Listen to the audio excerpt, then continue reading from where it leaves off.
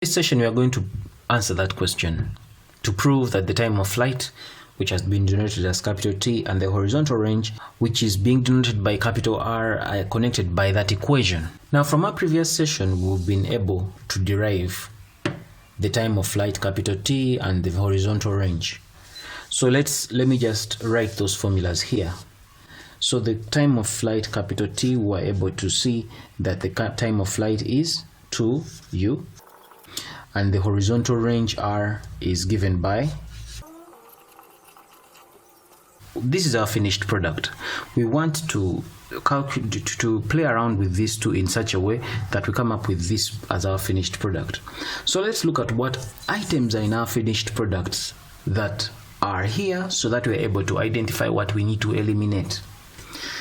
In our finished product, we have G, which is also there on both sides, okay? We have capital T right there, which is also there. We have capital R, which is also there. So you realize that in our finished product, we do not have U. U is not there. And of course, this sign and this sign, you know, these trigonometrical identities are being represented by this trigonometric identity tan. Somehow we shall get there.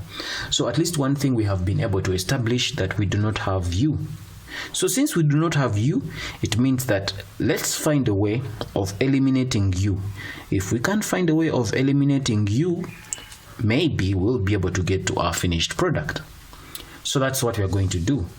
So after identifying that, so how do we get rid of U from here? So what I'm going to do is I'm going to make U the subject of this formula here. When I make U the subject of this formula, then I'm going to substitute that value of U in this expression. When I do so, this U will eventually disappear.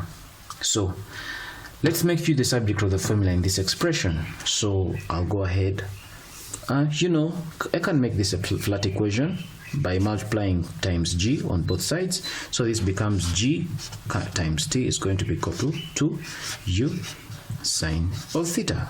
So let's make U get along here. Divide both sides by 2 times sine. Divide both sides here by 2 sine. So that this 2 and that 2 go. This sine and that sine go. I mean sine theta, yeah? So you remain with U here. So our value of U here becomes GT over sine theta times 2 right there. So we have isolated U. U is equal to that. So now that we have made U the subject of the formula, we substitute for U in this second expression right here, from here.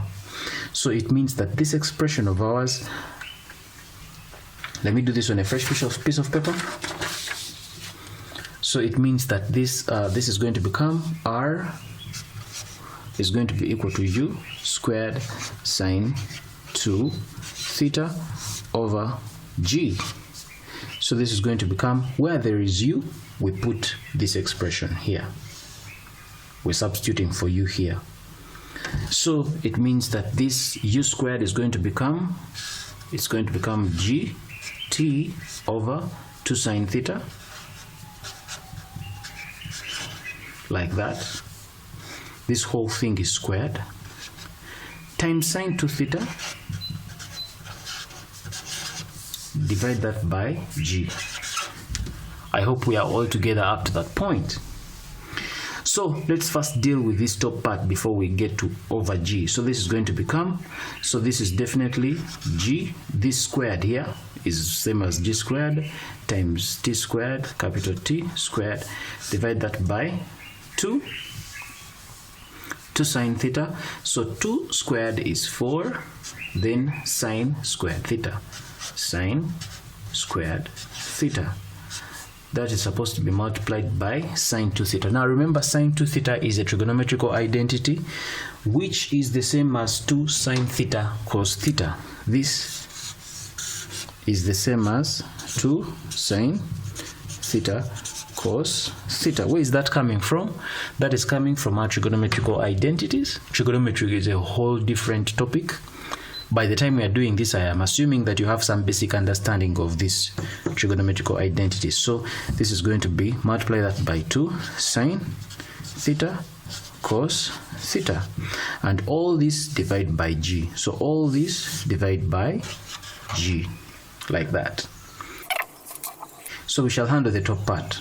This sign goes with one of those signs, yeah, like that. This is sine squared, that is sine. So this one is cancelled out with one of these two. So this becomes, again, we remain with g squared times t squared. That is going to be over 4 sine, theta, multiply that by 2 sine 2 cos theta, like that.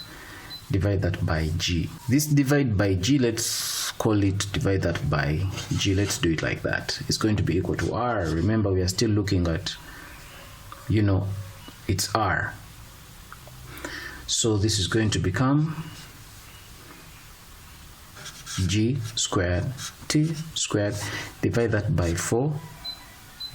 Now this is 4 sine theta, this is 2 by 2, cancelled by 2 once, by 2, here remain with 2. So this can as well become 2 sine theta, multiply that by cos theta. This is divided by g over 1. We can multiply, we can make the reciprocal of this. This becomes times 1 over g.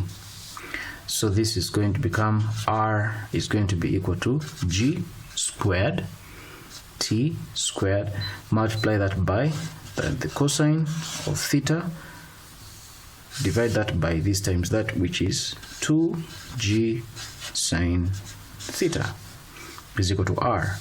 Let's we make this a flat equation by multiplying this denominator on both sides. So multiplying that denominator on both sides is going to leave us with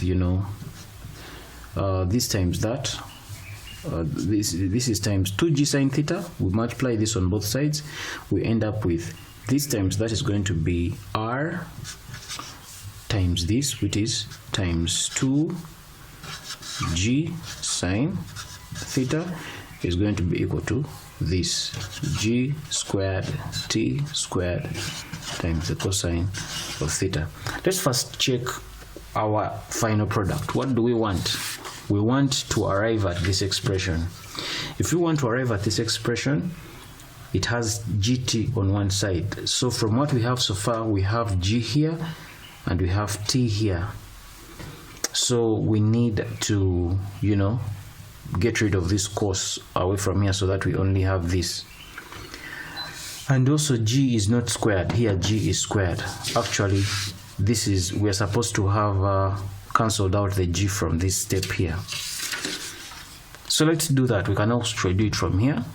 This g cancels with one of the g's here. It would have been better done here, that this g cancels out with one of those g's so that the g up here remains 1. So this g cancels out with one of those g's. This remains as r times, that is 2 times r, let's call it 2r. The sine of theta, sine theta is going to be equal to small g t squared. Now this is cos theta. Let's get rid of this cos theta, since in our final product cos theta does not exist this way. We want to leave gt on its own, this on its one side. So let's get rid of this. So this becomes, divide that by cos theta, divide that by cos theta. This cancels out with that. We shall remain with g times t squared, giving us here 2 times r.